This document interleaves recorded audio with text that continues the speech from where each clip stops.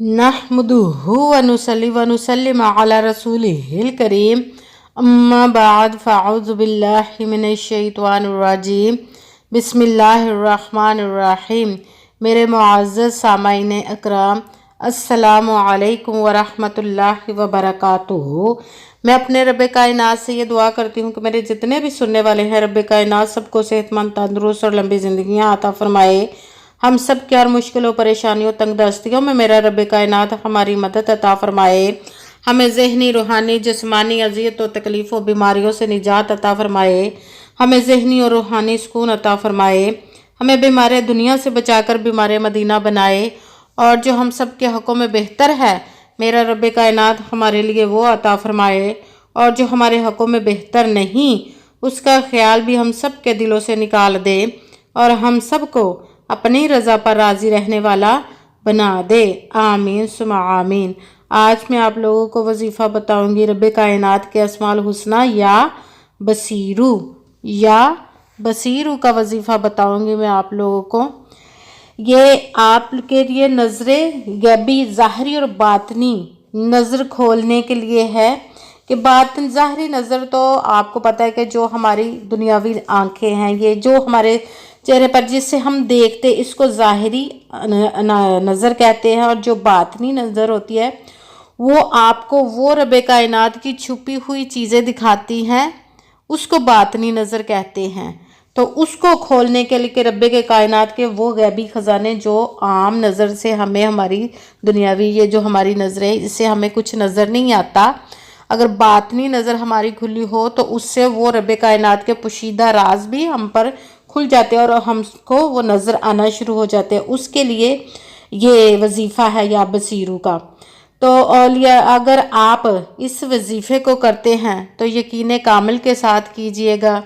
कहते हैं कि यकीन कामिल होता है, पीर कामिल नहीं होता। और 5 वक़्त की नमाज की पाबंदी लाजमी है और यकीन कामिल के साथ करने के साथ साथ आपने अपनी नीयत भी अच्छी रखनी है, क्योंकि रब कायनात कुरान पाक में इरशाद फरमाता है इन्नमल आमालु बिन्नियात, कि अमलों का जो दारोमदार होता है वो नीयतों पर होता है।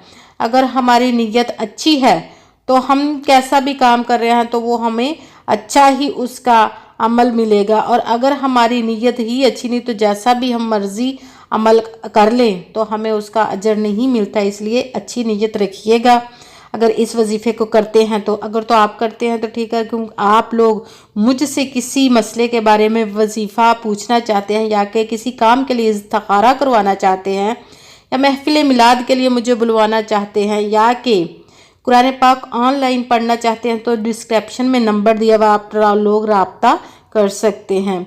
इस इसम को करना इस तरह है कि आपने इस इसम का विर्द करते रहने हैं। 5 वक़्त की नमाज के आपकी लाजमी पढ़नी है आप लोगों ने।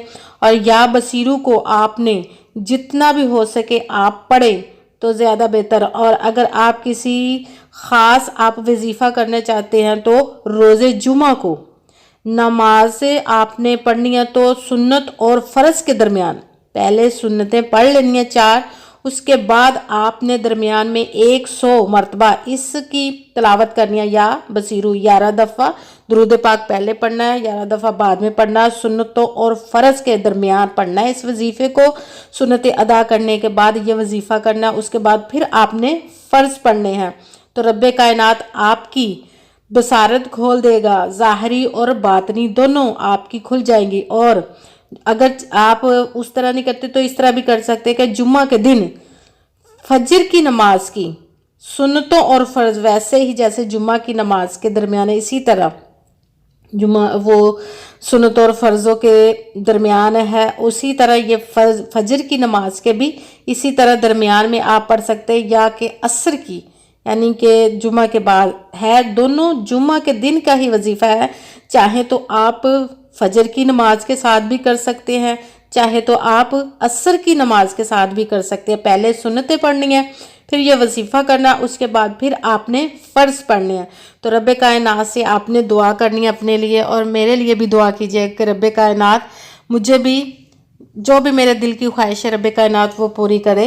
आमीन सुमा आमीन। अगर आप वजीफ़ा करते हैं तो रब कायनात आपकी मदद फरमाए और आपकी ज़ाहरी और बातनी नज़र खोल दे। आमीन सुमा आमीन। अस्सलामु अलैकुम व रहमतुल्लाहि व बरकातुहू।